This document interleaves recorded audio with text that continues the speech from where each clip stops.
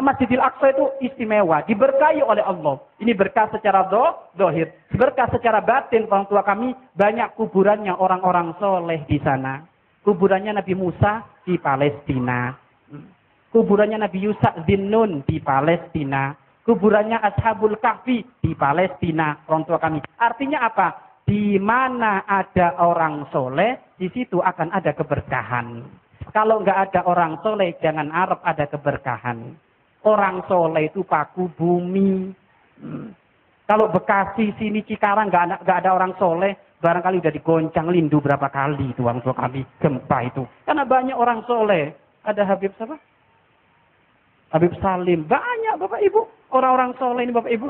Coba saya itu tadi Bapak Ibu ke Jakarta, coba hampir semuanya banyak. Pamflet-pamflet, baligo gede-gede, pengajian Habib ini, pengajian Habib ini. Ini kalau Jakarta nggak ada beliau-beliau itu sudah digoncang dari dulu orang tua kami. Iya kan? Karena masih banyak orang soleh, di situ ada keberkahan. Kan gitu orang tua kami. Nah ini Bapak Ibu, makanya yang dekat dengan orang soleh biar berkah. Dekat dengan orang baik biar berkah orang tua kami. Tapi Bapak Ibu sayangnya, Palestina yang diabadikan keberkahannya oleh Allah, sekarang Palestina diinjek-injek oleh orang Yahudi. Israel. Iya kan? Dinodai oleh orang-orang Israel. Ya? Oleh orang-orang Israel itu Palestina dinodain Bapak Ibu. Tempatnya orang soleh, nah orang-orang soleh tempat untuk ibadah, banyak dilakukan hal-hal yang tidak benar di situ orang tua kami. Dan yang lebih menyakitkan lagi Bapak Ibu, di saat Palestina digempur, mana negara Islam yang bela? Mana? Mana Ibu? Nggak ada. Mana Saudi? Mana negara yang lain? Mana? Ini menunjukkan apa orang tua kami?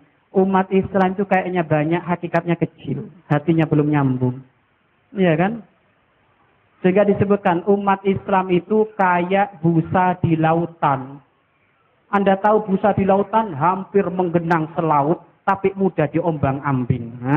Bawa ke sana ya, bawa ke sini ya, bawa ke sana ya, bawa ke sini ya. Itulah umat Islam di zaman akhir Bapak Ibu. Kayaknya mayoritas, tapi hatinya minoritas. Kecil. Tidak ada jiwa sosial yang tinggi. Loyalitas dengan sesama itu kurang Bapak Ibu. Ya. Apalagi kasus-kasus kemarin apa? Teman-teman kita umat Islam yang dari Myanmar, siapa itu? Rohingya ya? Itu gimana? Diterima nggak sama Indonesia itu? Sekarang diterima kan? Awalnya nggak diterima kan? Yang diterima dulu kan Aceh. Iya kan? Gimana perasaannya orang tua kami? Inilah umat Islam Bapak Ibu. Malah dari Turki yang jauh-jauh, ayo coba. Sampai presidennya, ibu presiden Turki, itu sampai jauh-jauh. Nengok ke Aceh orang tua kami. Melihat umat Islam yang seperti itu Bapak Ibu ternyata tersentuh, hatinya nangis. Ketahuilah, ya semuanya para pemerintah ini. Kalau pengen Indonesia ini aman sudah, konsep dari Allah perlu ditegakkan apa? Wallahu fi aunil abdi, makanal abdu fi auni akhihi. Allah akan memberi pertolongan kepada hambanya kalau hambanya itu memberi pertolongan kepada temannya. Selagi hambanya mau memberi pertolongan kepada saudaranya, Allah akan memberi pertolongan. Indonesia pengen makmur, perhatikan orang-orang yang susah. Akan makmur orang tua kami. Lah ini belum apa-apa sudah ngomong. Ngurus rakyat sendiri aja repot, ngurus rakyatnya orang. Ini kalimat orang nggak ada iman ini orang tua kami. Kan gitu Bapak Ibu. Ya, makanya tolong Bapak Ibu, konsep hidup Bapak Ibu kalau pengen makmur gampang. Ibu kalau capek untuk orang lain yang beriman, maka Allah akan capek untuk kita. Pokoknya orang tua kami, selagi Anda capek untuk teman-teman Anda, untuk saudara-saudara Anda yang seiman, Allah bakal capek untuk Anda. Kaidah ini orang tua kami. Maka disebutkan wallahu fi aunil abdi, makanal abdu fi auni akhihi. Allah bakal memberi pertolongan kepada hambanya selagi hambanya mau memberi pertolongan kepada saudaranya. Ingin kaya raya Ibu, yang loyalitas kepada fakir miskin, cepat kaya raya. Jika haji-hajamu ingin diselesaikan oleh Allah, perhatikan loyalitas kepada orang-orang fakir miskin itu. Penuhi kebutuhan mereka, cepat orang tua kami. Sehingga disebutkan, man yassara ala mu'sirin, barang siapa yang mempermudah orang yang kesulitan, terhimpit hutang. Anaknya mau dioperasi nggak kuat bayar. Oh susah ini orang tua kami. Yassarallahu alaihi fid dunya wal akhirah. Allah akan mempermudah urusan dia di dunia dan di akhirat. Orang tua kami, janji Nabi Muhammad ini. Ini hadis sahih.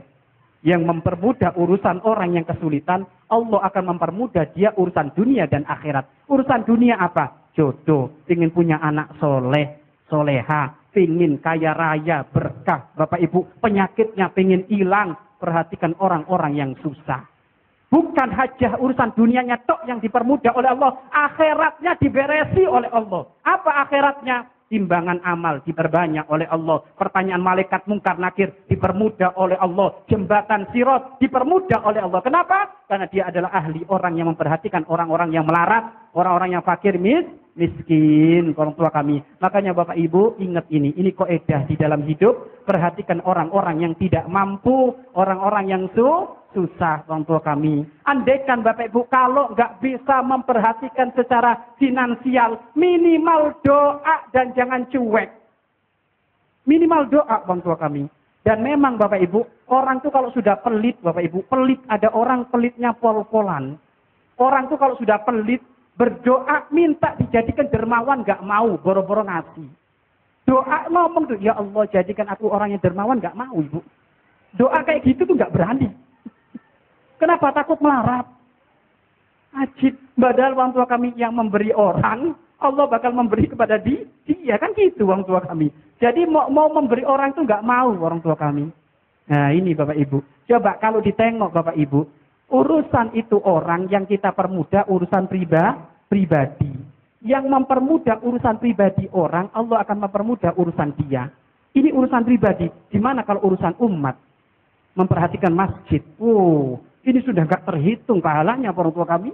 Kemudahan kayak apapun akan diberi oleh Allah. Wong yang ngurus pribadi orang saja akan diperhatikan oleh Allah. Gimana ngurus masjid miliknya umat, pesantren, madrasah, yayasan, yatim piatu. Ini kemuliaan di atas kemuliaan. Wong yang pribadi saja menjadikan ia dimuliakan oleh Allah. Gimana dengan konsep yayasan yang sifatnya adalah untuk umat. Makanya benar orang tua kami, guru kami pernah berkata, Nabi Muhammad itu paling cinta kepada umat yang selalu capek mikir umat Nabi Muhammad. Yang selalu capek mikir umat Nabi Muhammad cinta kepada dia. Makanya Bapak Ibu, tolong perhatikan orang kanan kiri kita. Bahkan disebut umrohnya maksiat. Setiap bulan berangkat umroh, tak taunya di kanan kirinya banyak yang kelaparan. Ini umroh hawa nafsu ini orang tua kami. Kenapa? Umrohmu itu pahala pendek, urusan pahala dengan kamu tok. Tapi kalau kamu memperhatikan orang, ini pahalanya gede orang tua kami. Makanya ini Bapak Ibu ya. Jadi Bapak Ibu, Palestina itu sekarang Bapak Ibu, ternyata insya Allah pada waktunya Allah akan memberi kemenangan orang tua kami. Dan ingat Bapak Ibu, kalau Bapak Ibu mendengar ada umat Islam didolimi oleh musuh-musuh Allah, Bapak Ibu nggak boleh bahagia. Nggak boleh bahagia. Kalau jenengan bahagia, senang, ini orang munafik ini orang tua kami. Sayyidina Umar bin Khattab pernah mendengar Masjidil Aqsa berada di naungan orang kafir. Sayyidina Umar semenjak itu nggak pernah senyum. Nggak pernah senyum, nggak pernah ketawa. Sampai teman-teman yang ngomong, kenapa Umar kamu nggak pernah senyum? Di mana aku senyum? Masjidil Aqsa di tangannya orang kafir, aku kok senyum? Nggak? Coba, ada cemburu orang tua kami. Walaupun kita nggak ikut perang ke sana itu ada cemburu. Gimana ini? Aqsa kok dipegang oleh orang-orang kafir? Gimana umat Islam di Myanmar ini kok dibantai? Kita kok bisa senyum ketawa orang tua kami? Bahkan yang lebih menyakitkan lagi Bapak Ibu, kadang kita ini Bapak Ibu kalau makan berlebih-lebihan. Ada orang tuh Bapak Ibu kalau makan, Bapak Ibu kalau kondangan itu makan, waduh blek-blek, satu piring banyak, tak punya nggak dihabisin, dibuang ke sampah. Ketahuilah bekas sisa makan Anda itu sangat dibutuhkan oleh teman-teman kita yang disia-siakan di Myanmar itu. Coba yang benar hidup itu orang tua kami. Minimal kalau kita nggak bisa bantu ke sana, minimal kita itu mendoakan, perhatian. Ayo nak, makannya nggak boleh dibuang-buang. Tuh. Saudara-saudari kita yang di Myanmar itu disiksa. Dia dalam keadaan kelaparan, disiksa, dibantai. Dalam keadaan nggak dikasih makan orang tua kami. oleh musuh-musuh Allah. Lah kita kok makan enak-enak, bahkan kadang dilebih-lebihkan sampai mubazir orang tua kami. Itu bukan akhlaknya Nabi Muhammad sallallahu alaihi wasallam. Salahuddin Al-Ayyubi, beliau pun di saat dengar bahwasanya Palestina, Al-Quds, Al-Aqsa dipegang oleh orang-orang kafir, Salahuddin Al-Ayyubi gak pernah senyum. Ditanya, kenapa kamu gak pernah senyum, wahai Salahuddin Al-Ayyubi? Bagaimana aku senyum? Al-Aqsa, Al-Quds, Al-Aqsa dipegang oleh orang kafir. Gak, kecuali kalau Al-Aqsa diambil alih oleh umat Islam, aku akan senyum. Ini makna orang tua kami. Ada kecemburuan. Al-Muslimu akhul Muslim. Orang Islam dengan orang Islam yang lain saudara. Anda memang nggak kenal dengan Muslim Rohingya yang sana, tapi ketahuilah Anda kenal dengan agama. Anda pun harus ada sosial dengan mereka, harus ada sambung hati dengan mereka. Kalau enggak, Nabi Muhammad gak bakal nengok kita. Gimana perhatianmu dengan umatku? Umatku di sana dibantai, kamu kok diem tok? Minimal kamu doa mohon kepada Allah. Ini orang tua kami. Harus ini Bapak Ibu ya. Ini orang tua kami. Dan ini Bapak Ibu, ini masalah tentang apa? Banyak sekarang yang terjadi itu orang tua kami. Dan memang sekarang umat Islam ini Bapak Ibu lagi memang benar-benar. Kalau kita melihat umat Islam ini disepelekan sekali orang tua kami. Ya. Apalagi belum kemarin kasus baca Al-Quran yang kayak gitu. Aduh. Benar-benar umat Islam ini orang tua kami dihinakan benar. Tapi ingat. Yang menghinakan umat Islam bakal dihinakan oleh Allah. Yang menghinakan syariat Islam tinggal nunggu waktunya. Akan dihinakan oleh Allah. Kalau enggak dihinakan di dunia, itu nerakanya paling dalam di akhirat itu orang tua kami. Tapi mudah-mudahan kita ini berada di kelompok yang memuliakan umat Islam. Yang menolong umat Islam. Amin amin ya rabbal alamin orang tua kami. Baik Bapak Ibu, setelah itu Bapak Ibu Nabi Muhammad ke Palestina ya. Ke Palestina orang tua kami. Di Palestina itu Bapak Ibu Nabi Muhammad bertemu dengan banyak orang di situ, mukanya pada bercahaya semuanya. Disebutkan itu siapa? Itu adalah arwah dari para nabi. Artinya apa? Orang-orang soleh para nabi itu hakikatnya mereka belum meninggal. Artinya apa? Mereka meninggal jasadnya tok, tapi arwah mereka tetap ibadah kepada Allah. Setelah itu langit pertama bertemu dengan Nabi Adam. Naik langit kedua, ketiga. Orang tua kami. Hingga keempat bertemu dengan Nabi Yusuf, orang tua kami. Kelima bertemu dengan Nabi Musa. Keenam bertemu dengan Nabi Harun. Ketujuh bertemu dengan Nabi Ibrahim alaihissalam. Setelah itu orang tua kami, Nabi Muhammad pun sempat kunjung ke neraka dan surga, orang tua kami. Ini pun renungan bagi kita. Ada apa Nabi Muhammad di saat kunjung ke neraka? Nabi Muhammad sallallahu alaihi wasallam Bapak Ibu di saat kunjung ke neraka Nabi Muhammad banyak menemukan sesuatu yang mengerikan, sesuatu yang menakutkan. Makanya Bapak Ibu Nabi Muhammad gak banyak ketawa. Nabi Muhammad itu Bapak Ibu jarang ketawa, tapi ingat bukan muka Nabi Muhammad cemberut terus, enggak. Artinya apa? Nabi Muhammad itu enggak banyak ketawa. Kenapa? Karena Nabi Muhammad pernah melihat neraka. Dan kalau sudah ingat neraka, Nabi Muhammad gak bisa ketawa. Yang ada nangis orang tua kami. Ini Nabi Muhammad Bapak Ibu. Sehingga Bapak Ibu Nabi Muhammad di saat kunjung ke neraka bagaimana? Nabi Muhammad menemukan satu orang itu Bapak Ibu.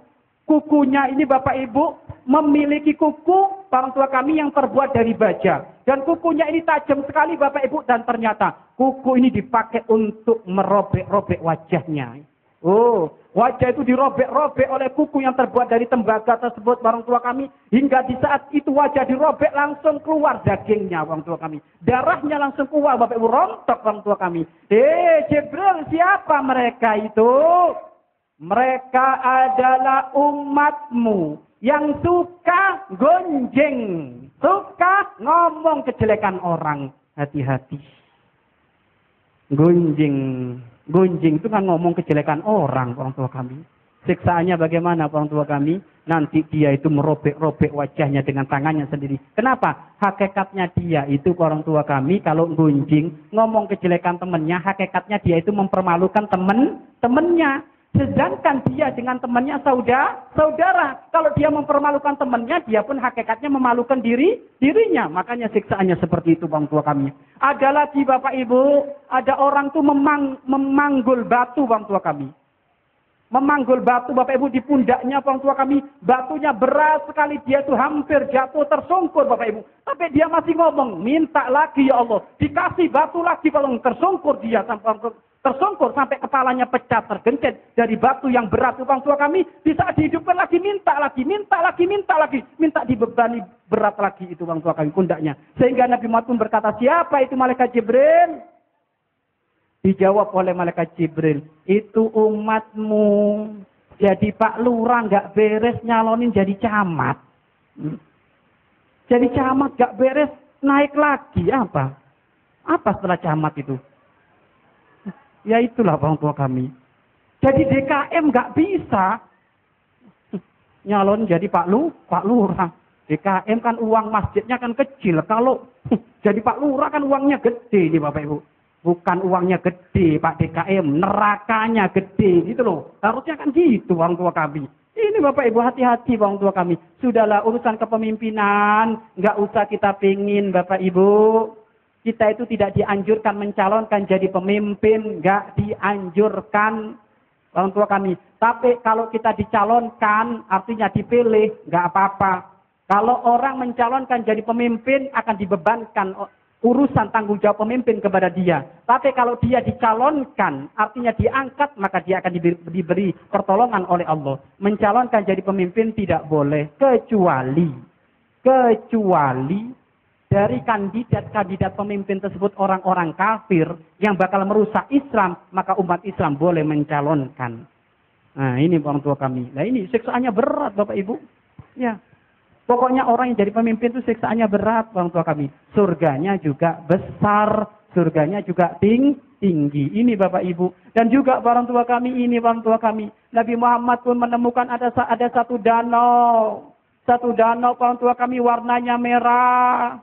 Setelah dipegang Bapak Ibu ternyata itu warna darah dan baunya amis, gak enak. Tak taunya Bapak Ibu dari pertengahan danau itu ada orang yang berenang dengan kencengnya sekali, semangat sekali. Dia nggak pengen tenggelam, dia berenang ke tepi danau. Di saat dia berenang ke tepi danau, Bapak Ibu, ternyata di tepi danau sudah ada orang yang menunggu di situ. Menunggu apa? Mulutnya dibuka orang tua kami. Apa yang dimasukkan? Bebatuan dan timah panas dimasukkan. Ini orang tua kami. Sehingga dia merasa kepanasan, teriak orang tua kami, mati itu orang. Dihidupkan lagi, berenang lagi dari tengah orang tua kami. Terus seperti itu. Siapa mereka? Wahai malaikat Jibril. Dijawab oleh malaikat Jibril. Mereka adalah orang-orang yang makan riba. Takutlah kita semuanya dengan urusan riba, orang tua kami. Yang makan riba siksaannya seperti ini. Di mana yang jalanin uang riba yuk? Ini makan riba kayak gini, orang tua kami. Memang Bapak Ibu hidup kita nggak sempurna. Siapa yang nggak pernah bersalah? Semuanya pernah bersalah. Tapi ingat, harus menjadi orang yang cepat kembali dari kesalahan. Kembali kepada Allah. Yang barangkali ada urusan dengan riba, Bapak Ibu janji. Ya Allah, tahun ini saya selesai. Tahun depan enggak. Karena ngeri Bapak Ibu. Dosa riba itu besar orang tua kami. Utang piutang yang ada anak buntutnya itu besar. Dosanya sangat gede di hadapan Allah Subhanahu wa Ta'ala. Orang tua kami. Makanya ini siksaannya seperti itu Bapak Ibu. Ini neraka. Banyak Bapak Ibu yang dilihat oleh Nabi Muhammad Sallallahu Alaihi Wasallam. Lalu Nabi Muhammad melihat ke surga. Surga sesuatu yang indah. Sehingga tidak bisa dibayangkan oleh akal ini tentang keindahannya. Orang tua kami. Nabi Muhammad di surga itu Bapak Ibu menemukan. Ada seseorang lagi panen. Lagi nanam sesuatu. Tiba-tiba belum lama nanam langsung tumbuh. Seketika itu dipanen. Nanam lagi numbuh. Seketika itu dipanen lagi orang tua kami. Seperti itu terus yang dilihat oleh Nabi Muhammad. Ini siapa? Malaikat Jibril. Ini orang yang selalu menginfakkan hartanya ke orang-orang yang tidak mampu. Yatim piatu, pesantren, masjid diperhatikan. Maka hakikatnya bukan berkurang uangnya. Tapi hakikatnya dia itu manen lagi nanti di hari kiamat. Manen pahala orang tua kami. Makanya dunia yang bakal kita bawa mati, dunia yang dipakai di jalan Allah, masjid, pesantren, yatim piatu, fakir miskin, ini harta yang kita bawa mati. Tapi harta rumah kita yang kita pakai, tempat tidur kita yang kita pakai, kasur kita yang kita pakai, mobil kita yang kita pakai, kalau mati jadi warisan, bukan miliknya si mayit, tapi miliknya anak-anaknya mayit. Makanya sampai disebutkan, kalau ada orang mati, Bapak Ibu, bawa kalung, kok ahli warisnya nggak terima, dibongkar lagi kuburannya, ambil kalungnya, baru kubur lagi ini. Kenapa? Karena kalungnya bukan milik dia, tapi milik anak-anaknya ini. Nggak dibawa mati orang tua kami. Ada yang mati bawa motor, makanya nggak dibawa mati ibu. Yang dibawa mati bagaimana? Motor yang diinfakkan ke masjid. Oh ini Pak, motor itu masuk surga sama motornya itu. Orang tua kami ya, diinfakkan ke masjid. Barangkali di sini belum punya motor, ya kan, masjidnya ini buat alat transportasi masjid biar cepat. Barangkali orang tua kami kebutuhan masjid, oh ini masuk masjid, masuk surga sama kendaraannya Bapak Ibu ya. Makanya Bapak Ibu itu adalah kemuliaan di atas kemuliaan orang tua kami. Lah inilah yang dilihat Nabi Muhammad SAW. Lalu Nabi Muhammad naik ke atas, Bapak, kita singkat saja tuh. Nabi Muhammad naik ke atas terus Bapak Ibu hingga bertemu dengan Allah Subhanahu wa taala. Nabi Muhammad bertemu dengan Allah sendiri orang tua kami, tidak ditemani malaikat Jibril. Karena malaikat Jibril Bapak Ibu tidak boleh melebihi dari langit ketujuh. Kalau melebihi dari langit ketujuh, jasadnya malaikat Jibril terbakar. Jadi tempat bukan langit 7, Baitul Ma'mur. Setelah langit 7 ada Baitul Ma'mur. Baitul Ma'mur itu tempat singgahnya para malaikat atau tempat tawafnya para malaikat. Setiap malaikat seumur hidup dapat jatah sekali untuk tawaf di Baitul Ma'mur. Dan minimal sehari semalam Baitul Ma'mur itu ditawafi 70.000 malaikat. Waduh, 70.000 malaikat Bapak Ibu setiap hari. Baitul Ma'mur. Dan Baitul Ma'mur itu Bapak Ibu, kalau ada orang nyampe ke sana, tapi mustahil, kecuali Nabi Muhammad. Baitul Ma'mur yang di atas langit sana itu Bapak Ibu, kalau ada orang nyampe ke sana kok melemparkan batu dari atas sana, itu pasti akan nyampe ke Ka'bah. Jadi Baitul Ma'mur dengan Ka'bah itu lurus. Ini orang tua kami.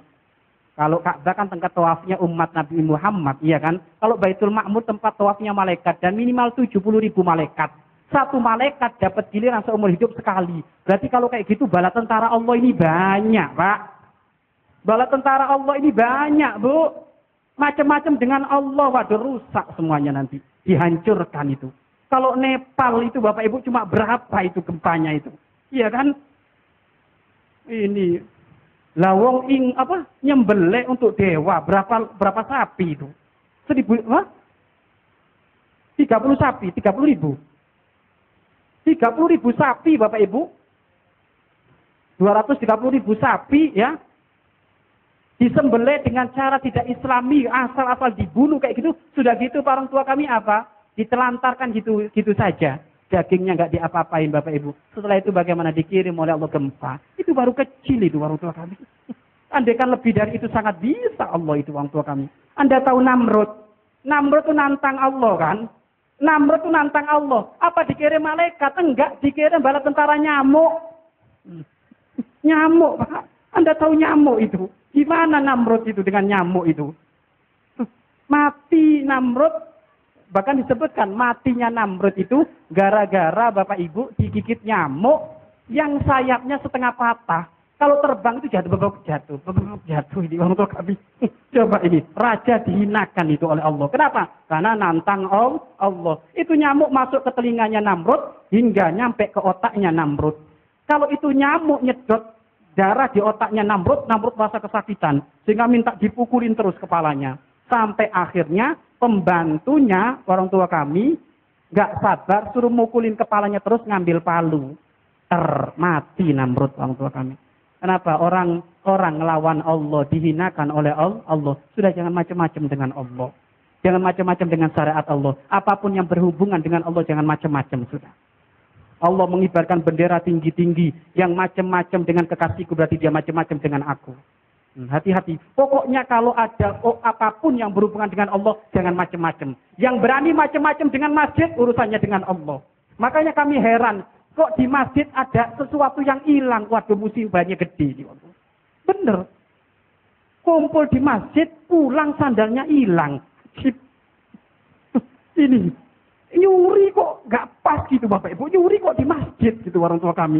Ini mau sengsara berapa kali kamu itu. Ya kan gitu orang tua kami. Sudah gitu Bapak Ibu, sandal saya. Saya itu orang tua kami pernah Bapak Ibu ke beberapa masjid hilang terus. Saya sih nggak nyalakan DKM-nya Bapak Ibu. Nyalakan santri yang bebel ini kan gitu orang tua kami. Gimana sandalnya Ustadz tuh nggak bisa diperhatikan itu Bapak Ibu. Pulang nggak pakai sandal saya orang tua kami. Tapi alhamdulillah diganti oleh Allah banyak sandal orang tua kami. Tapi gini loh Bapak Ibu. Pokoknya kalau urusan dengan Allah, apapun yang berhubungan dengan Allah jangan macam-macam. Yang musuhin pondok, oh ini sengsara itu orang Bapak Ibu. Kenapa? Pondok urusannya dengan Allah yang jaga malaikat. Masjid urusannya dengan Allah yang jaga malaikat. Hati-hati kamu. Nggak bakal enak bang tua kamu. Pokoknya sudah. Kalau pengen kaya jangan di masjid sudah. Jangan gitu bang tua kami. Jangan ngambil haknya masjid, jangan ngambil haknya pesantren, jangan ngambil haknya yatim piatu bang tua kami. Ini musibahnya gede Bapak Ibu. Di dunia akan ditampakkan oleh Allah sebelum di akhirat. Kan gitu. Andaikan kamu sekali nyuri kok dikasih kesempatan, jangan merasa alhamdulillah nggak apa-apa mau nyuri lagi. Oh nunggu diadab benar oleh Allah. Enggak, orang tua hati-hati Bapak Ibu ya. Pokoknya urusan dengan Allah, apapun yang berhubungan dengan Allah jangan macam-macam. Kalau enggak sekarang pada waktunya nanti akan diadab oleh Allah Subhanahu wa taala orang tua kami. Lah ini Bapak Ibu. Lah itu Namrud bukan malaikatnya yang dikirim, baru nyamuk Bapak Ibu. Fir'aun yang berani dengan Allah bagaimana? Enggak dikirim malaikat, air. Ayo, mau gimana orang tua kami? Orang lawan Allah itu apa? Enggak patuh kepada Allah. Sholat 5 waktu nggak mau, pengennya maksiat terus melanggar terus. Ini orang nggak patuh kepada Allah, hati-hati orang tua kami. Makanya Bapak Ibu kita doakan semuanya dari keluarga kita barangkali ada yang seperti itu atau tetangga kita mohon kepada Allah ya Allah cepat beri kesadaran karena azab Allah sangat pedih orang tua kami. Baik ini Bapak Ibu. Setelah itu Bapak Ibu Nabi Muhammad langsung naik ke atas orang tua kami. Hingga bertemu dengan Allah Subhanahu wa taala sampai dapat hadiah salat 50 kali sehari semalam. Tapi di saat Nabi Muhammad dapat salat 50 kali senang Bapak Ibu. Karena Nabi Muhammad itu hobinya salat ibadah. Jadi senang. Iya kan? Tapi umatnya Nabi Muhammad hobinya enggak ada yang ibadah. Ada? Ayo coba orang yang hobimu apa? Mancing. Kalau enggak mancing nonton bola aja. Hobi kayak gini. Nabi Muhammad itu kalau nulis moto beliau gitu hobiku ibadah. Makanya beliau itu kalau dikasih sholat 50 hari sehari semalam seneng. Ketemu Nabi Musa alaihissalam, ya Rasulullah, kamu sudah ketemu dengan Allah dapat hadiah apa kamu? Sholat 50 kali sehari semalam. Kamu terima wahai Muhammad? Iya, jangan Muhammad. Umatku yang umurnya panjang-panjang. Umurnya umatnya Nabi Musa ratusan tahun orang tua kami. Ratusan tahun. Umur umatku yang panjang-panjang ini belum tentu mampu sholat 50 kali sehari semalam. Apalagi umur umatmu yang kecil-kecil, pendek-pendek kayak gitu. Orang tua kami gimana? Enggak bisa minta Muhammad. Padahal Nabi Muhammad Bapak Ibu orang yang paling malu kalau urusan minta kepada Allah. Rasa malunya Nabi Muhammad disebutkan lebih malu daripada seorang anak perawan yang mau dipingit. Jadi beliau itu malu kalau urusan minta kepada Allah itu orang tua kami. Kenapa? Gimana mau minta? Wong belum minta sudah dikabul kata Nabi Muhammad. Ini kok minta? Malu kata kamu kalau malu Muhammad, umatmu kasihan. Demi umatnya Nabi Muhammad rela naik lagi minta keringanan kepada Allah sehingga menjadi 5 waktu sehari semalam. Makanya orang tua kami, orang kalau meninggalkan sholat hakikatnya dia tidak menghargai Nabi Muhammad. Yang ia rela capek untuk minta keringanan urusan sholat di hadapan Allah Subhanahu wa taala orang tua kami. Bahkan Bapak Ibu 5 waktu sendiri Nabi Musa pun memberi saran. Gak kuat Muhammad umatmu minta keringanan lagi. Tapi Nabi Muhammad sudah malu. Ternyata terbukti benar. Ada orang itu kadang Bapak Ibu sholat jam 4 waktu. Bapak Ibu subuhnya hilang jam 8. Ini kan banyak orang tua kami. Nah ini kan benar omongannya Nabi Musa ini kan gitu orang tua kami. Banyak masih belum mampu. Tapi ingat umat yang sholatnya waktunya gak jelas itu bukan umat yang sambung dengan Nabi Muhammad. Tapi umat yang jauh dari Nabi Muhammad. Dia adalah umat yang bakal ditinggal oleh Nabi Muhammad. Jika ngaku umat Nabi Muhammad perhatikan sholat 5 waktu dalam sehari semalam. Ini orang tua kami. Laki-laki Bapak Ibu, ada orang sok cerdas, tapi hakikatnya bebel. Ini cerita nggak nyambung. Cerita kok kayak guyonan. Kenapa kok ketemu Nabi Musa tok? Nabi yang lainnya mana? Ini pemikir tapi bebel ini orang tua kami ini. Mana Nabi yang lainnya? Emangnya Nabi Musa tok? Mana Nabi yang lainnya? Kan ada Nabi Harun. Ya kan? Ada Nabi Ibrahim. Ini kenapa kok ketemu Nabi Musa alaihissalam? Disebutkan orang tua kami, kenapa Nabi Musa kok ngintil terus nunggu Nabi Muhammad? Apakah Anda lupa? Nabi yang ingin menjadi umatnya Nabi Muhammad, Nabi Musa. Nabi Musa itu pengen jadi umatnya Nabi Muhammad. Ibu pernah doa pengen jadi umatnya Nabi Muhammad? Enggak kan? Tapi alhamdulillah jadi kita, ya kan? Nabi Musa itu orang tua kami pengen jadi umatnya Nabi Muhammad. Sehingga beliau pernah berdoa, Allahumma ja'alni min ummati Ahmada. Ya Allah, jadikan aku termasuk golongan dari umat Nabi Muhammad. Loh, ini doanya malaikat Jibril. Doanya Nabi Musa. Makanya Nabi Musa ini kagum dengan Nabi Muhammad. Beliau itu pengen dekat dengan Nabi Muhammad. Selain itu, orang tua kami, Nabi Musa kan punya keinginan pengen bertemu dengan Allah, tapi nggak dikabulkan. Suruh melihat Bukit Tursina sudah pingsan. Iya kan? Lihat Bukit Tursina pingsan. Kata Nabi Musa, ya sudah, aku melihat Allah nggak dikabulkan, nggak apa-apa. Tapi aku pengen melihat orang yang pernah melihat Allah Subhanahu wa Ta'ala. Kenapa? Biar dapat barokah. Karena Nabi Muhammad itu orang tua kami setelah bertemu dengan Allah, hatinya beda, mukanya beda, hatinya diisi oleh Allah anwar, ulum, siriyat, banyak orang tua kami dirasakan beda oleh Nabi Musa alaihissalam. Makanya Nabi Musa ini menikmati. Kalau kata bahasa Jawanya, no ketemu Nabi Muhammad ini orang tua kami. Biar barokahnya banyak Bapak Ibu. Loh, ini maksudnya. Tapi orang pemikir ini nggak paham itu orang tua kami. Kan gitu Bapak Ibu. Lah ini jadi pengen, ya udah kalau saya nggak dikabulkan ketemu dengan Allah, ya sudah aku pengen bertemu dengan orang yang bertemu dengan Allah, yaitu selalu bertemu dengan Nabi Muhammad SAW, biar kecipratan barokah. Barokah itu apa? Ziyadatul khair, tambah kebaikan. Ini barokah orang tua kami. Nabi Musa itu pengen seperti itu. Bukan pengen macam-macam, pengen seperti itu orang tua kami. Lah ini Bapak Ibu ya. Dan setelah itu orang tua kami, baik Bapak Ibu, urusan sholat jelas Bapak Ibu. Pokoknya jangan meninggalkan sholat. Sholat hukumnya adalah haram. Ditinggalkan haram. Dalam keadaan kayak apapun sholat jika ditinggalkan haram. Kecuali dua model. Nggak apa-apa. Ingin. Seneng. Boleh orang nggak sholat di dalam keadaan dua model. Yang pertama, lupa. Yang kedua, ketiduran. Kalau namanya orang lupa, Bapak Ibu, semakin dia melupakan, hakikatnya semakin ingat, nggak bakal lupa. Lupa itu dikirim oleh Allah. Tiba-tiba lupa, itu nggak sholat, itu nggak apa-apa. Tapi ingat nanti dikodok. Yang kedua, ketiduran. Ketiduran belum masuk waktunya sholat, tidur jam 11, tak taunya bangun jam 7.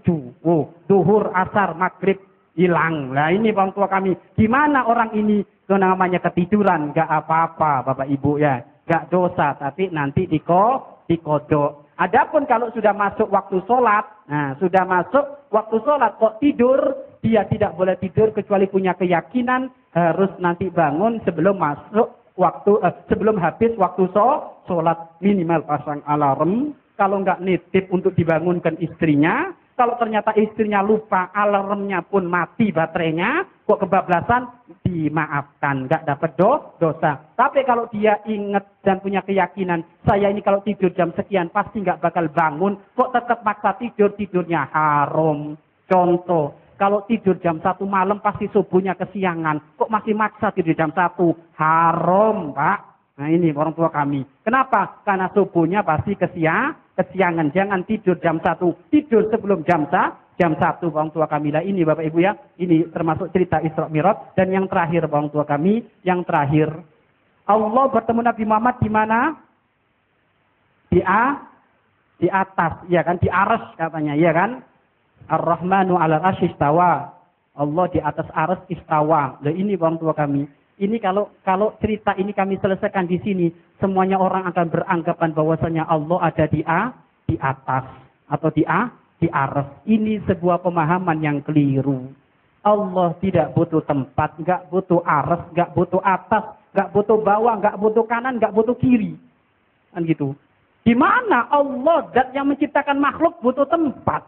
Allah jangan digambarkan kayak Pak Tukang. Setelah bangun rumah kehujanan, kepanasan, berteduh ke dalam rumahnya. Itu Pak Tukang. Allah nggak butuh dengan tempat orang tua kami. Makanya orang tua kami Ar-Rahmanu 'alal 'arsy istawa. Allah di atas arsy istawa, orang tua kami. Ulama membahas ini, cara memahami istawa di sini. Pertama, artinya serahkan kepada Allah. Yang kedua, ditakwil dengan takwilan ayat Al-Quran yang lain. Wallahu ala kulli syai'in qadir. Allah atas segala sesuatu, dat yang menguasai, dat yang mampu, berkuasa, orang tua kami. Dari sini artinya apa, orang tua kami? Allah berkuasa atas arsy. Bukan Allah bersemayam di arsy. Bersemayam kan bertempat tinggal ini. Di mana Allah bertempat tinggal? Di arsy. Wong Allah yang menciptakan arsy kok bertempat tinggal di arsy. Jadi Allah tidak di atas. Lalu di atas tempatnya siapa? Tempatnya Nabi Muhammad dimuliakan oleh Allah. Bukan tempatnya Allah. Allah tidak butuh tempat. Karena Allah yang menciptakan tempat. Sampai kapanpun Allah tidak butuh tempat. Ibu, ini masjid apa ini? Masjid Al-Furqan. Ini disebut rumah Allah kan? Apakah Allah nongkrong di sini? Bukan. Maksudnya rumah Allah itu di sini ada pengampunan Allah, ada kasih sayang Allah. Ya, makanya tidak boleh meyakini Allah ada di atas. Kalau meyakini Allah di atas berarti Allah bertempat. Dan Allah tidak di mana-mana karena Allah yang menciptakan mana-mana. Lalu Allah di mana? Sudah ngomong jangan ngomong mana, masih nanya mana ini. Ini kan orang bebel ini orang tua kami. Allah nggak butuh mana-mana karena Allah yang menciptakan mana-mana.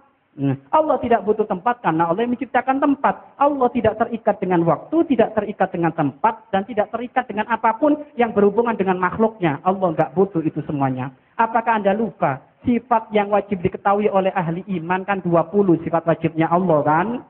Di antara yang keempat apa? Mukhalafatul hawadisi. Apa mukhalafatul hawadis itu? Mukhalafatul hawadisi itu Allah berbeda dengan makhluknya. Kalau berbeda dengan makhluknya jangan disamakan seperti kita, orang tua kami. Tapi kan itu jelas, Ustaz. Ar-Rahmanu 'alal 'arsy istawa.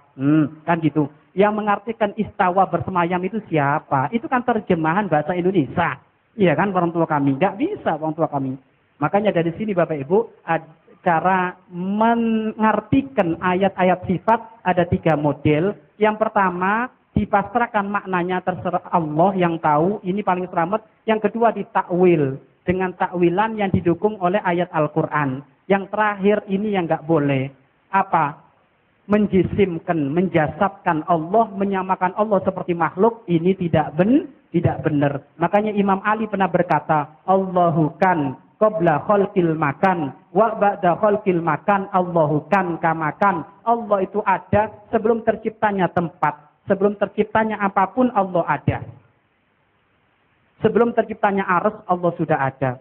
Lalu di mana? Jangan ngomong di mana, karena di mana enggak layak untuk Allah. Iya kan? Setelah menciptakan tempat, Allah pun ada dan tidak butuh sama tempat. Kan gitu orang tua kami ya. Pokoknya Bapak Ibu, Allah tidak butuh mana-mana karena Allah yang menciptakan mana-mana. Sehingga Al-Imam Nawawi Al-Bantani, seorang ulama besar, beliau pernah berkata, belum sempurna keimanan seseorang sebelum meninggalkan 4 kalimat. Yang pertama adalah di mana Allah. Kalau masih kepikiran di otaknya di mana Allah, belum sempurna imannya. Yang kedua, kaifallah, bagaimana Allah. Jangan. Enggak ada.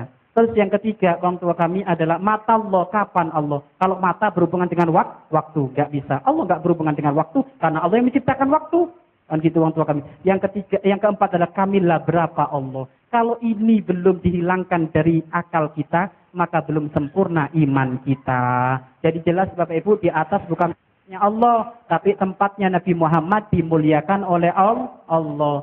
Kayak Nabi Musa bertemu dengan Allah di Bukit Tursina. Itu tempatnya Allah apa tempatnya Nabi Musa ketemu Allah?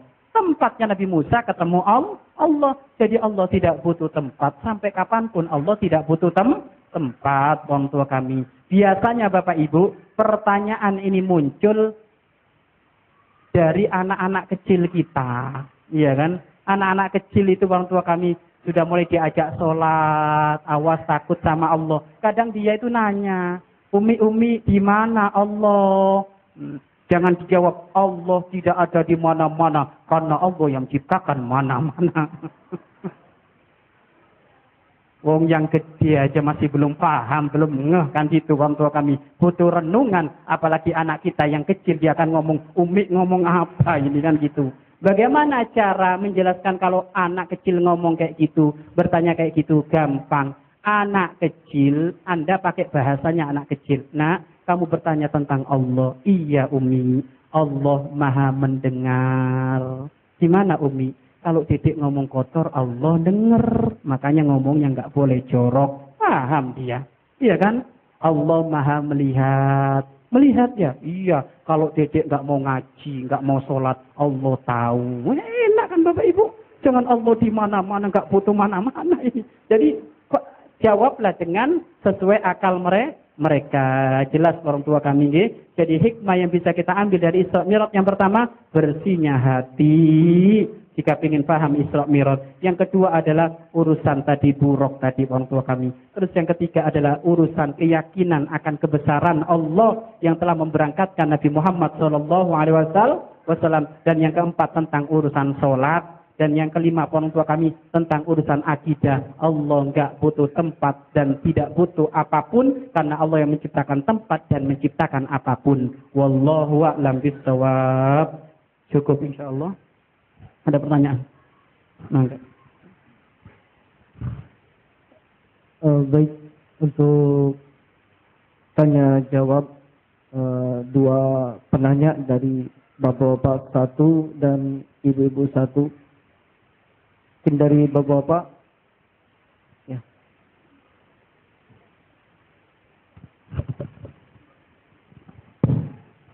Assalamualaikum warahmatullahi wabarakatuh. Waalaikumsalam warahmatullahi wabarakatuh. Ini nama saya Paryoto, Ustaz. Apa? Paryoto. Maryono. Paryoto. Paryono. Paryoto. Matyono. Hah? Kasih Muhammad. Muhammad Taryoto gitu ya. Jadi biar kelihatan Islamnya ya. Muhammad Taryoto. Nah, nanti panggil Muhammad nanti ya. Baik ya. Ini saya mau tanya. Ketika Isra, Rasulullah diperintahkan untuk terima sholat ya, 5 waktu. Tapi bagaimana dengan sholat Jumat? Sholat apa? Sholat Jumat. Sholat Jumat. Iya. Baik. Kemudian ketika Rasulullah hadir ke rumah, apakah dia langsung sholat Jumat? Atau dia hijrah atau bagaimana itu? Bisa diceritakan. Baik. Terus yang lainnya? Untuk ibu-ibu siapa? Satu orang. Ada tidak? Ada, iya.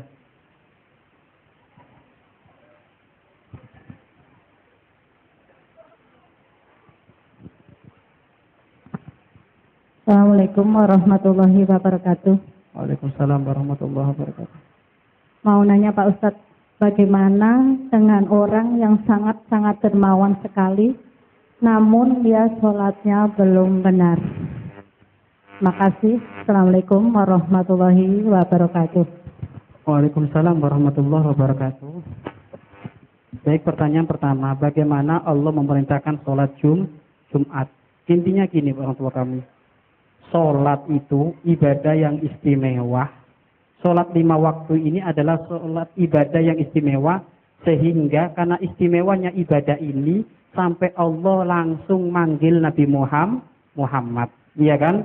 Manggil langsung Nabi Muhammad. Coba kalau perintah-perintah yang lainnya, cukup Allah menyampaikan firman-Nya, wahyunya kepada Nabi Muhammad, maka terwujudlah saat itu perintah. Kayak puasa. Puasa perintahnya gimana? Apakah Nabi Muhammad dipanggil? Enggak. Langsung cukup kutiba alaikumusiyam kama kutiba alal ladzina min qablikum la'allakum tattaqun. Ini menunjukkan apa? Ibadah salat 5 waktu ini istimewa. Adapun Ustaz, perintah untuk salat Jumat banyak. Di Al-Qur'an kan disebutkan. Di saat kita salat gimana di dalam Al-Qur'an ada perintah dalam Al-Qur'an ya. Di saat kita nyampe sholat Jumat, artinya kita nggak boleh saat itu beraktivitas, iya kan? Dan juga banyak dalil-dalil hadis yang menyebutkan tentang kewajiban sholat Jumat. Artinya apa orang tua kami? Perintah sholat Jumat ini adalah perintah langsung dari Allah, yaitu melalui Al-Quran, yakni wahyu Allah Subhanahu wa Ta'ala orang tua kami. Jadi yang jelas adalah orang tua kami, Jumat adalah hukumnya wajib. fardu ain orang tua kami, kecuali bagi seorang musafir. Jadi yang ditanyakan adalah bagaimana cara merintahnya Allah Nabi Muhammad untuk sholat Jumat. Perintahnya adalah melalui firman Allah, wahyu Allah Subhanahu wa taala ya. Jadi jelas ini orang tua kami untuk perintah Jumat orang tua kami. Adapun yang kedua tadi apa?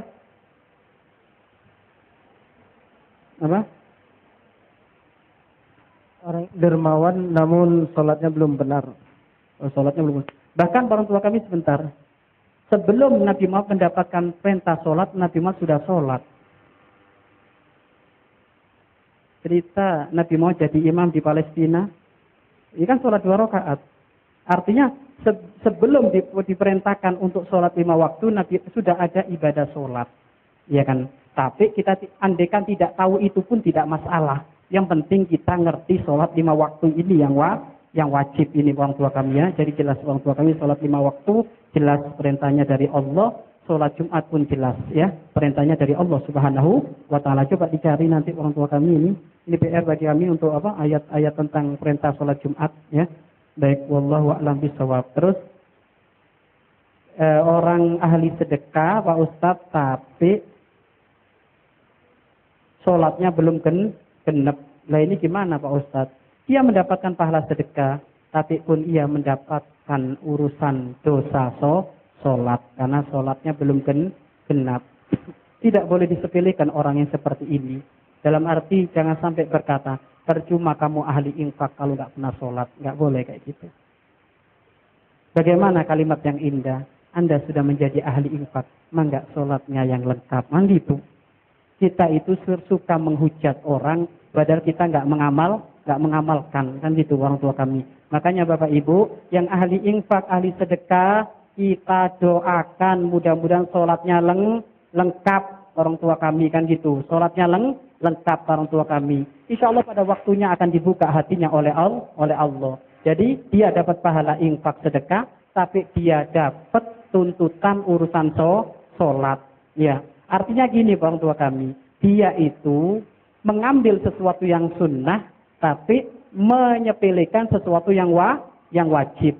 Sholat 5 waktu adalah wajib orang tua kami. Dan juga Bapak Ibu, ini orang yang bermasalah. Bermasalah bagaimana? Infak, sedekah, keluar uang. Sholat keluar uang. Ada orang ibadah sholat gak keluar uang, gak mau. Tapi sedekah kok mau. Ini pasti ada udang di balik batu ini. Iya, kenapa? Kalau infak sedekah, biar dianggap orang yang dermawan. Kan gitu. Urusan sholat gratis gak mau. Lah ini orang bermasalah ini. Harusnya kalau dia itu berani membelanjakan uangnya untuk ngambil kebaikan dari Allah, pahala Allah, maka yang gratis pun harusnya tentu lebih utama untuk diambil. Jadi intinya orang tua kami, kita tidak boleh mencaci mereka, tapi yang jelas dia dapat pahala infak sedekah, urusan sholatnya pun ada tuntutan di hadapan Allah. Artinya apa? Kita yang tahu diingatkan, ya, yang tahu diingatkan, mudah-mudahan cepat kembali kepada Allah Subhanahu wa taala. Wallahu a'lam bishawab. Cukup? Enggak.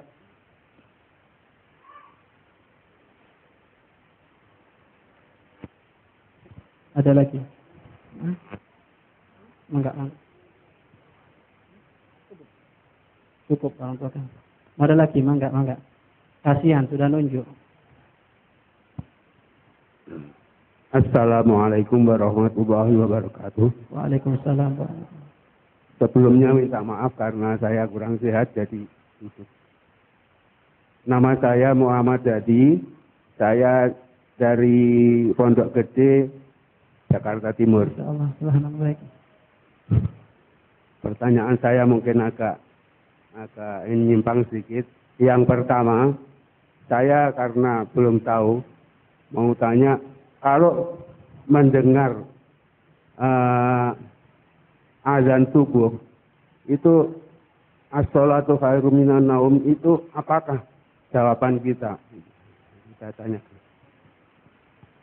Kemudian yang kedua, saya tinggal di daerah Pondok Gede. Itu di sana kalau ada, ya pengennya kita kalau bisa jadi orang yang istiqomah. Nah ini itu lingkungan kami itu orang asli kebanyakan. Itu kalau namanya ada orang meninggal, itu di situ 7 hari, 7 malam itu kok dipakai ngajikan di kubur, kemudian ya kayak gitu tuh apa sebetulnya itu boleh, sebab yang pernah saya dengar itu buatlah rumahmu jangan seperti kuburan. Baik. Nah itu maksud, mungkin kalau menurut ini pendapat kami itu nggak tahu benar atau salah. Berarti kalau rumahmu jangan seperti kuburan itu berarti di kuburan itu mestinya nggak boleh untuk mengaji. Itu aja pertanyaan saya. Nah, itu mohon penyerahan. Terima kasih. Assalamualaikum warahmatullahi wabarakatuh. Assalamualaikum warahmatullahi wabarakatuh. Jawaban tentang di saat kita mendengar as-salatu khairum minan naum. Ya, itu pun adalah dalilnya adalah hadis Nabi Muhammad. Di saat waktu subuh orang pada waktunya tidur, lebih baik saat itu ditambahin as-salatu khairum minan naum. Jawabnya adalah sodakta wa barokta. Nah, ya, sodakta wa barokta. Nah, ini sodak benar kamu dan berkah kamu. Ya, seperti itu. Baik, terus yang kedua adalah siapa yang mengatakan